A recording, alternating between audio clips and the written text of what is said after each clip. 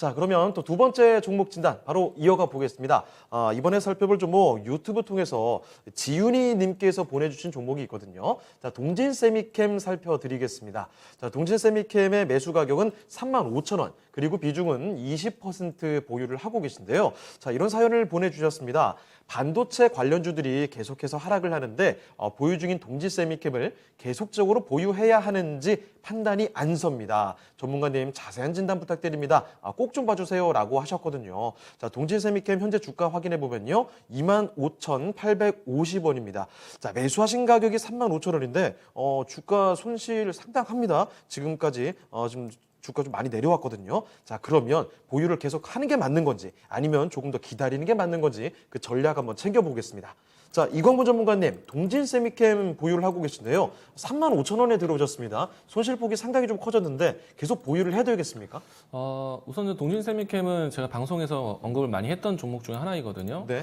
이제 최근에 와서는 제가 뭐 DDR5 이야기를 많이 하다 보니까 소재 부품 쪽에서 이야기를 조금 최근에는 좀 멀리 하긴 했었습니다. 예. 특히나 이제 동진 세미캠 같은 경우에는 지난해 이제 큰 상승이 나오기도 했었죠.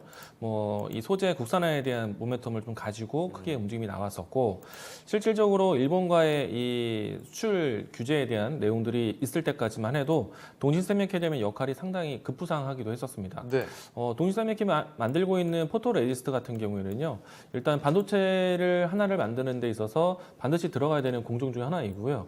이 때문에 최근 이 반도체에 대한 재고라든지 반도체 가격의 하락, 뭐 반도체 수요에 대한 리스크가 좀 나오기도 했었잖아요.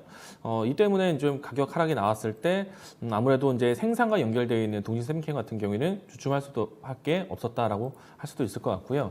그리고 이제 주가 흐름을 보시게 되면은 작년 대비해서 10,000원 선에 있었던 주가가 38,000원대까지 움직임이 나왔습니다.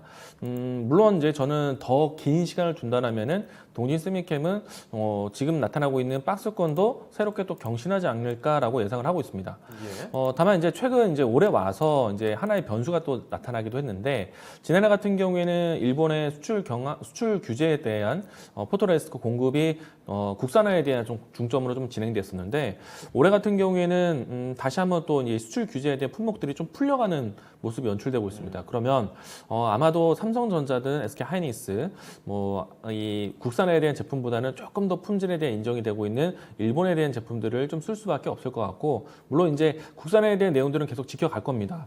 다만 이제 일본과의 관계에 대한 부분들을 지켜가기 위해서는 기존의 수출 규제가 이전의 수준의 일본이 계속해서 공급해왔던 물량은 또 다시 한번 유지되지 않을까 예상을 하고 있고요. 그러면은 경쟁사의 출현이기 때문에 동진 세미캠에게는 좀 시선에 대한 좀 분산 효과가 나올 수 있습니다. 이 때문에 이제 주가에 대한 흐름들 자체가 작년에 크게 올라왔지만은 이 이상의 주가로 가기 위해서는 실적에 대한 흐름들을 좀 더 지켜봐야 될 것 같고요.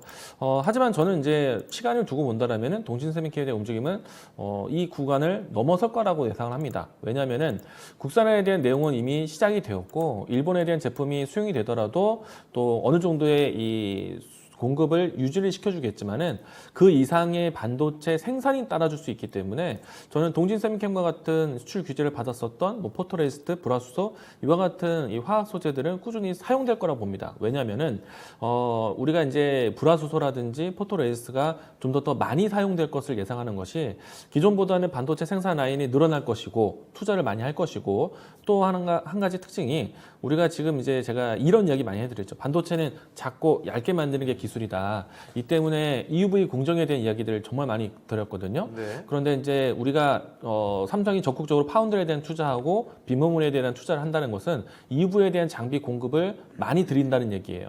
그러면 EUV 장비가 들였을 때 기존에 있었던 ARF 공정보다 달라지는 게 무엇이냐면은 화학 소재에 대한 사용을 반복적으로 좀 더 중복적으로 사용을 합니다. 기존에 한 번 쓸 거였으면 7번, 8번 쓴다는 얘기예요.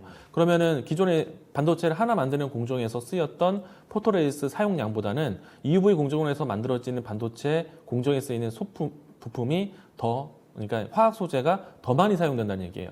그렇기 때문에 지금은 뭐 디램 가격에 대한 하락 리스크, 일본의 수출 규제에 대한 품목이 다시 한번 들여오는 것, 이와 같은 리스크가 있어서 주가에 대한 시선이 분산되는 것은 맞지만, 시간을 두고 본다고 했을 때는 동진 세미캠에 대한 자리, 뭐 지분, 뭐 이와 같은 공급량은 앞으로 더 주목받게 될 것이다. 그래서 장기적으로 본다면은 동진 세미캠은 괜찮다라고 할 수 있겠고요. 다만 이제 그 장기적인 흐름을 지키기 위해서는 매수 단가가 굉장히 중요할 거예요. 근데 지금 35,000원대 갖고 계시다라면은 기간적으로 했을 때 대략 한 5개월, 6개월 정도 돼가고 있는 위치이고 주가가 이와 같은 앞에서 이야기 드린 것처럼 수출 규제 품목에 대한 도입이라든지 그리고 이 디램 가격에 대한 하락. 사실 디램 가격에 대한 하락도 이 DDR5에 대한 앞두고 좀 수요에 대한 부분들이 좀 밸런스가 재고 소진에 대한 시기이고 또 이 PC 공급에 대한 차질이 생겨 있습니다. 대만 쪽에서 노트북이나 PC 공급이 굉장히 지연되어 있어요. 이 내용까지 설명드리면 정말 긴 시간인데, 무튼 이와 같은 리스크가 올 상반기에 있다 보니까 주가가 좀 지지부진할 수밖에 없겠죠. 접근하는 것은 사실은 좀 하단 가격을 노린다는 생각으로 너무 일찍 들어갔다. 좀 더 기다려야 되는 것이 아니었나 생각되고요. 일단은 지금 현재 매수하신 가격대에서 지금 이 시장의 흐름 대비해서 주가 대응한다는 거는 좀 시간이 좀 많이 걸릴 것 같고요. 물론 이제 당장의 손실을 확정짓기에는 좀 아쉽다. 그래서 지금은 조금은 좀 기다리는 시간이 좀 필요할 것 같고요. 반도체 공급에 대한 생산 라인이 연말 때 공급적으로 이제 크게 확대될 것을 보고 있기 때문에 그 시기에 맞춰서 비중을 조금 더 늘려서 단가를 낮추는 전략. 지금은 어쩔 수 없을 것 같습니다. 시장에 대한 요인도 있어서 최근 일주일 동안의 주가가 부진해요. 그래서 좀 더 시간을 기다리시고 연말에 포인트를 두고 그때 비중을 좀 늘려서 단가를 낮춰야 되는 그런 전략 이야기 드리겠습니다. 자, 동진 세미캠 지금은 인내 시간이 필요하지 않나 싶습니다. 주가 상당히 좀 답답한 움직임인데요. 일단은 연말을 타겟을 하시고 이 종목에 대해서는 일단 좀 더 낮은 가격이 된다면 추가 매수해서 단가를 좀 낮춰가는 전략이 어떨까 싶네요. 자, 이렇게 동진 세미캠 살펴드렸습니다. 자, 지윤희 님의 종목이었습니다.